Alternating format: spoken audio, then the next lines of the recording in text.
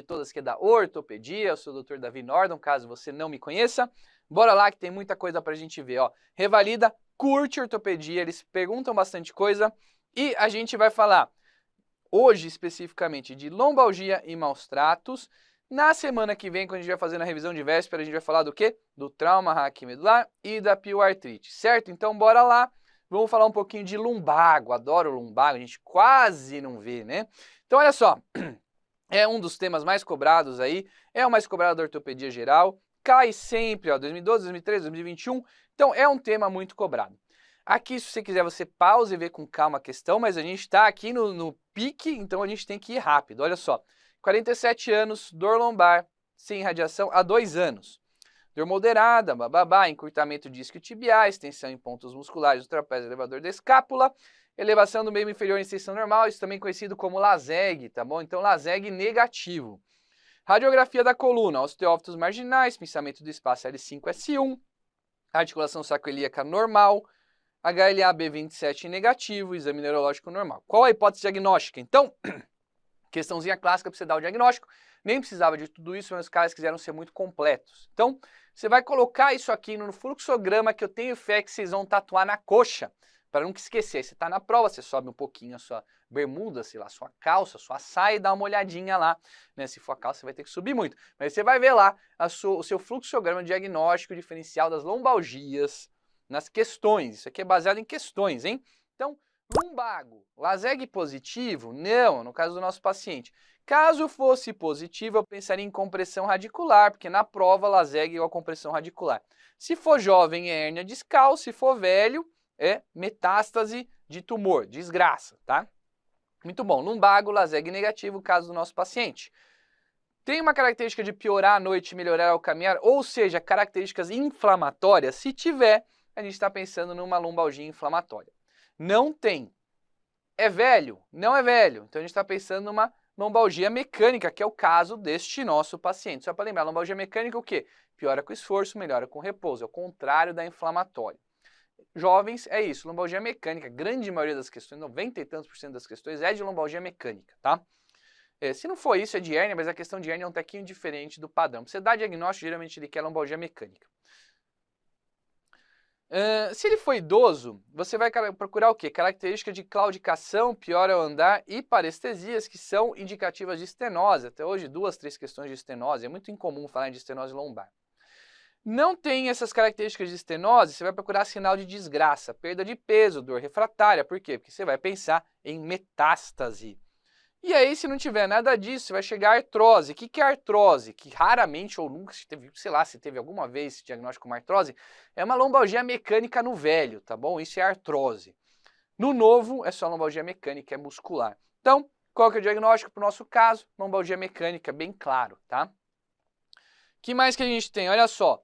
Cidadão de 38 anos, pedreiro, dor lombar contínua há 1 semana, os esforços acentuados, não limita suas atividades, refere diminuição da sensibilidade na face lateral da perna esquerda, tem dor à pressão, dígito pressão lombar, mas tem um LASEG negativo. Então lembra, olha só para a gente voltar aqui. Lombalgia, LASEG positivo? Não. Característica inflamatória? Não. É idoso? Não. Então lombalgia mecânica. Deixa eu até ver. 38 anos. Se 38 anos for idoso, eu tudo bem, eu tô novo ainda, mas quem dirá do Vitor Fiorini, que deve ser o quê? Decrépito, né? Mas enfim, coitado do Vitor, sempre falo dele, o único dia ele vai me bater, eu tenho certeza. Bom, qual que é a conduta a ser adotada na sequência? Olha lá. Vamos lembrar algumas coisas de lombalgia. Quando você pensa em tratar a lombalgia, o lado bom é que tanto faz o diagnóstico, por isso que o ortopedista, quando me acompanham nas consultas, como que vira minhas consultas? Dipirona e academia, sempre. O que você tem? Dor no ombro, dipirona e academia. Dor no joelho, dipirona e academia. Dor na coluna, dipirona e academia. É sempre isso. Por isso que eu gosto de criança, pelo menos a gente faz gesso, né? Mas em adulto é tudo igual, é sempre a mesma coisa, né? Porque ortopedista é ortopedista, não pode ser difícil, senão a gente não faz ortopedia, certo? Né? Tem uma limitação, tá? Mas vamos lá, olha só. O que você precisa lembrar? Lumbago, lombalgia, dor axial da escápula à prega glútea, ou seja, é uma área enorme que é a lombar. Aí você pode dizer lombar alta, lombar média, lombar baixa, lombar subbaixa, o que você quiser aí. Mas o que é importante, pode irradiar até a região posterior da coxa por causa da contratura dos isquiotibiais, como bem diz o nome, se insere no isquio e na tíbia. Tem alguns sinais de alarme que você precisa se lembrar, e para isso você vai se lembrar da nossa linda frase, olha só, se tem piti, doc, não é o quê? Piti, certo? Então, lembra, piti, distúrbio neurovegetativo, a pessoa surtando à toa, esse é um termo que a gente usa muito aqui em São Paulo. Se tem pitidoc, não está pitizando, então a pessoa merece que você faça uma investigação de uma causa secundária de dor, certo? Vou colocar aqui na tela grande para você, olha só. Quais são, o que é o pitidoc? Olha aqui, persistência, então mais de 6 semanas de dor, esse é o critério da medicina preventiva, ou mais de um atendimento dentro de 30 dias pela mesma queixa, esse é o critério ortopédico. Idade, menos de 20, mais de 50 anos, para você pensar em causa secundária. História ou suspeita de trauma, tumor ou infecção. Déficit neurológico, no caso, a gente está falando, note que ele falou que ele tem uma perda sensitiva e tal. A gente fala de déficit neurológico, a gente quer falar de perda motora, tá bom? Negócio objetivo de verdade, porque essa alteração sensitiva é muito inespecífica para a gente.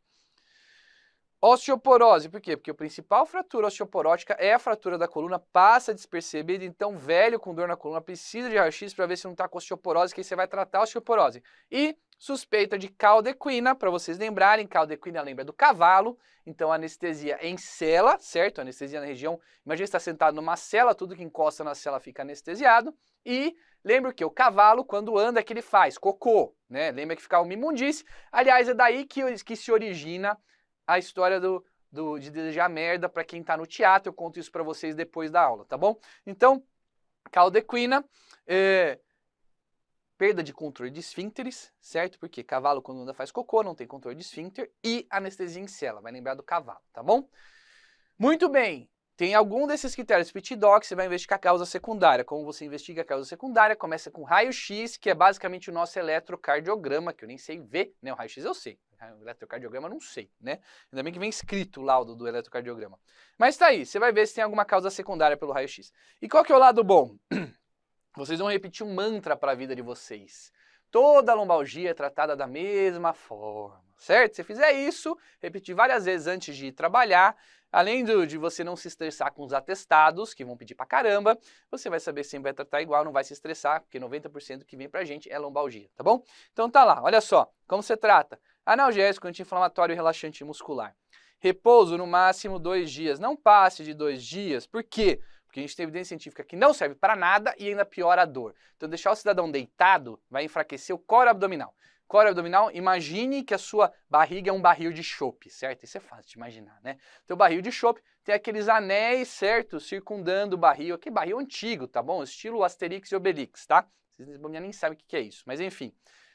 O core abdominal, a nossa musculatura é igual a esses anéis que mantém o barril de chope estável. Se você enfraquecer essa musculatura, vai sobrecarregar a coluna e nisso você vai ter dor lombar. Então o melhor tratamento sempre é fortalecer o core abdominal, fazer atividade aeróbica, porque melhora a dor no geral, mas principalmente ficar deitado enfraquece o core, piora a dor, por isso não use colete, tanto para cervical quanto para coluna lombar, não use nada disso porque piora. Muito bem, então falei para vocês, core abdominal, atividade aeróbica e perda de peso. Muito bom, o que a gente tem aqui de opções. Cidadão estava com dor há uma semana, não falou que estava tomando nada, então o que você vai fazer? Anti-inflamatório, fisioterapia. Ressonância precisa? Não! Eu falei de algum exame além de raio-x? Não, não tem nem sinal de alarme para isso. Prescrever infiltração corticoides? Não, não funciona. A gente pode fazer infiltração nas facetas, uma dor facetária muito específico, não cai isso na prova. E corticoide não é melhor que placebo para lumbago, então não faça isso, tá bom? Afastar o paciente do trabalho por 30 dias, não tem porquê. Cintilografia para quê? Para buscar tumor? Para buscar infecção? Não estou suspeitando disso.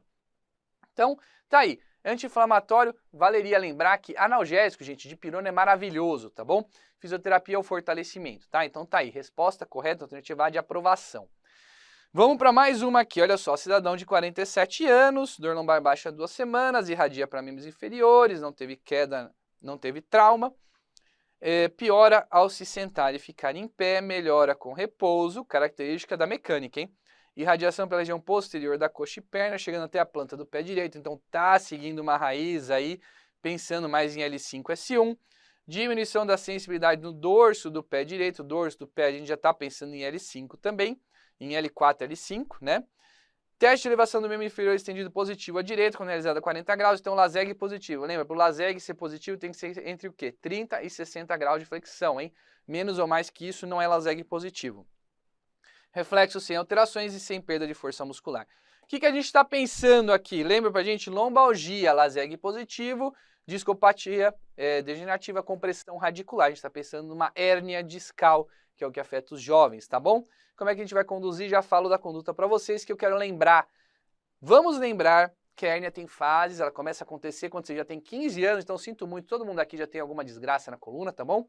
Mas o que você vai lembrar? Lembra do hambúrguer. Então você que está aí com fome neste momento da tarde, né, com fome, morrendo de fome, pensa no hambúrguer, olha só. Pão, cada pão é um osso, certo? O hambúrguer é o nosso disco intervertebral, só que o nosso hambúrguer não é um hambúrguer comum, ele é um polpetone recheado com queijo, sabe? Que maravilhoso polpetone. E ele tá lá no seu hambúrguer e atrás tá passando o que? A medula espinhal, que são as suas batatinhas saindo para lá e para cá, tá bom? Então batata frita, beleza. Quando você vai comer o hambúrguer, o que você faz? Primeira coisa, você aperta. Esse é o abaulamento, vai dar uma baulada no disco quando você apertou para ele não escorregar. Aí na hora que você vai morder, o que acontece? Sempre ele escorrega, não é? Isso é a protrusão. Então primeiro você abaula, ele escorrega. E aí quando você efetivamente morde o seu polpetone, o que acontece? Você rompe aquela casca crocante e sai o queijo derretido maravilhoso, certo? Esse queijo derretido até escorre, cai na batatinha. Essa é a hérnia discal. Então essas são as fases da hérnia discal. Olha lá. Primeira baula, assintomático, hein? Depois protrui, assintomático.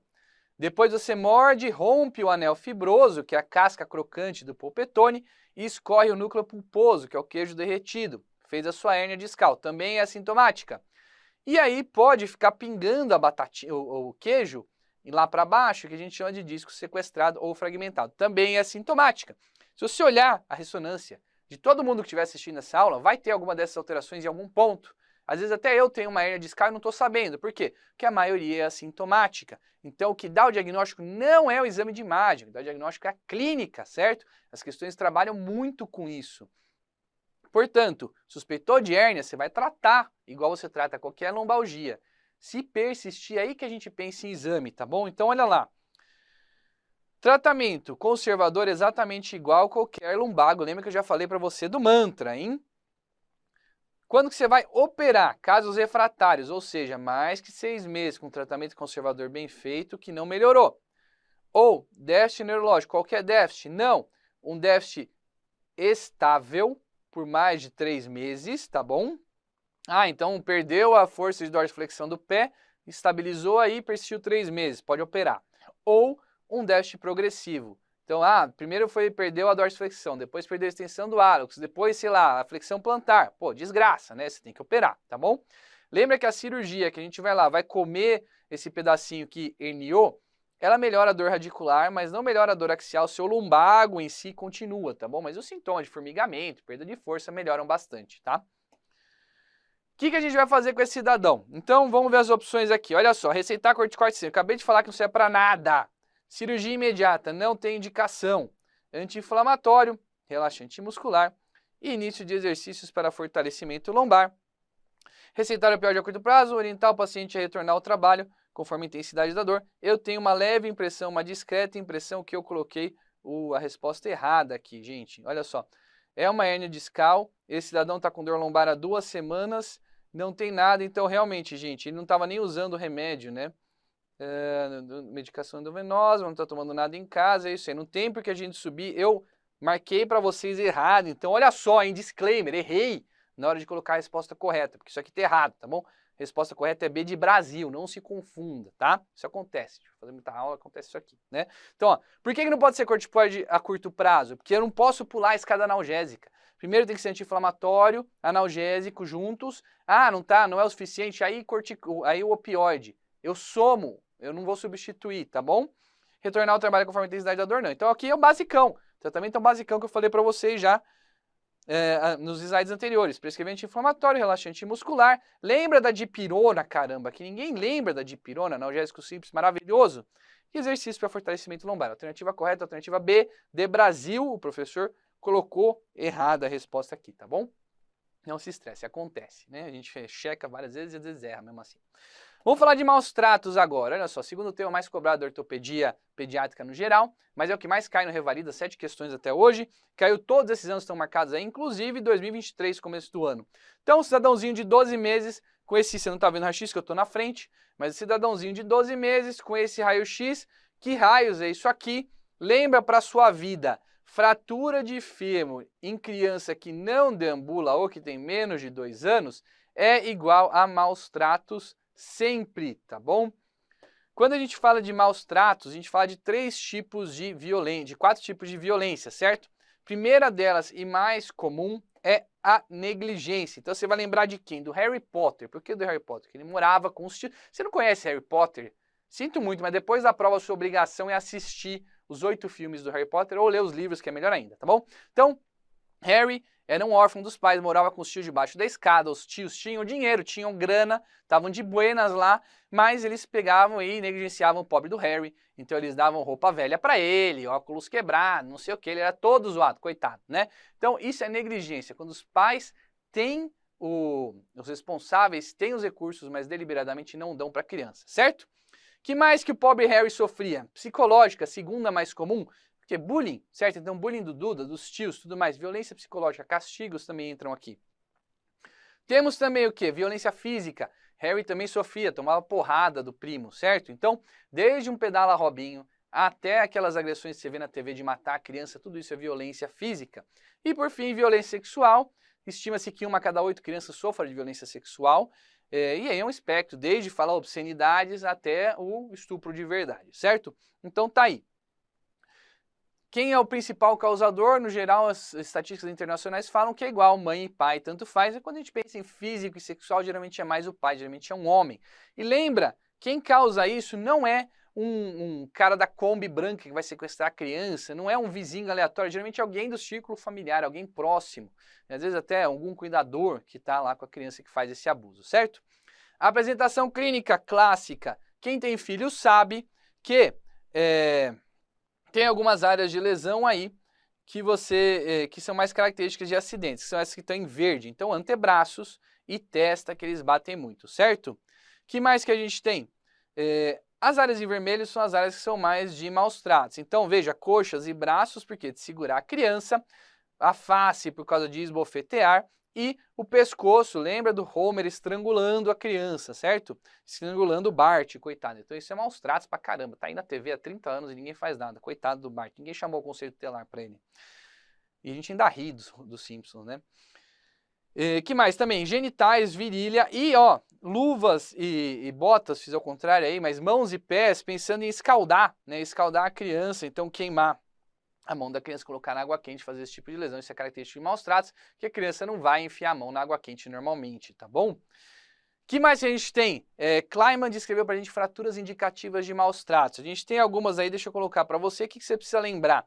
Clássico, lesão metafisária em alça de balde ou lesão do canto, fratura do canto, são características que só acontecem quando se chacoalha a criança.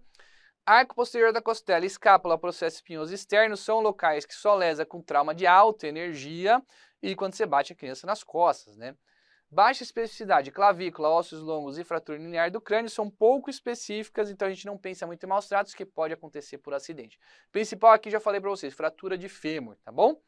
Lembra também o quê? Da síndrome do bebê chacoalhado. Então, de tanto chacoalhar a criança, especialmente abaixo de 2 anos, tecidos de resistência diferentes se movem a velocidade diferente, levando à lesão de vasos. E a gente tem a tríade clássica, que é o quê? Hemorragia subdural, hemorragia retiniana e lesão de partes moles. Está aí para vocês. O que eles falam para você? História de um bebê, o pai estava irritado, chacoalhou a criança, ela começou a ficar com sintoma neurológico, chorando muito e tal. E aí, na hora de você suspeitar, você vai suspeitar em bebê chacoalhado, ele vai perguntar em algum dos itens da tríade que falta, ou qual exame que você vai fazer, tomografia e o fundo de olho, certo? São os clássicos que a gente usa para dar esse diagnóstico. Diagnóstico diferenciais, trauma acidental vai ter uma história compatível, né? No maus tratos geralmente não tem, uma história meio bizonha. Fratura patológica, o osso vai ter alguma alteração. Se for osteogênese, raquitismo, ele vai falar para você na história, vai te direcionar para isso, mas graças a Deus raramente eles perguntam disso. Geralmente, ó, essa é uma das poucas questões que eles querem um diagnóstico mandando um raio-x aí, então injúria intencional, maus tratos, sem dúvida. E aqui a gente já vem para o clássico da questão do Revalida, que é conduta. Então, olha lá. Agente comunitário de saúde visita uma família suspeita de sofrer violência, vê manchas roxas pelo corpo, e aí pergunta para você qual que é a conduta adequada. Então, eu já quero lembrar todo mundo o que você faz. Na suspeita de maus tratos, primeira coisa, trata a criança, lógico. Segunda coisa, se tiver menos de 2 anos, você faz um bebê-grama, raio-x do corpo inteiro, caçando outras lesões. Principalmente interna a criança para protegê-la contra os cuidadores, os agressores. Se a criança voltar, ela vai morrer. Então, não estou brincando, né? 50% dessas que vão para o hospital e voltam acabam morrendo, eventualmente, por maus tratos. E o principal, notifica o conselho tutelar ou a vara da infância, porque é isso que é a medida que eles querem que você saiba. Você tem que notificar na suspeita, não precisa fechar o diagnóstico. Suspeitou, e nessa questão especificamente já está dizendo para a gente que é suspeita de maus tratos, né? Suspeitou, você tem que notificar o conselho tutelar. Então, olha lá. O que é legal? O agente comunitário tem essa opção de fazer uma visita domiciliar, não vai deixar de notificar. Ele vai notificar, vai acionar o conselho tutelar, mas a visita domiciliar é interessante para você colher informações e aumentar a sua certeza, certo? Então, avisar a polícia? Não se avisa a polícia. Sistema Nacional de Agravos e encaminhar as crianças para o Centro de Atenção Psicossocial. Não, você tem que avisar a vigilância epidemiológica, mas nada de CAPS, tá? É conselho tutelar. E respeitar a autonomia da mãe, nem a pau, isso é violência, não pode, tá bom? Não pode, você não pode deixar passar. Então, conselho tutelar, vigilância epidemiológica, se você tiver num hospital, interna a criança para protegê-la, certo? Muito bem, gente, isso que eu queria passar para vocês. Sucesso na prova, passei um pouquinho do tempo, mas é isso aí. Forte abraço, muito sucesso.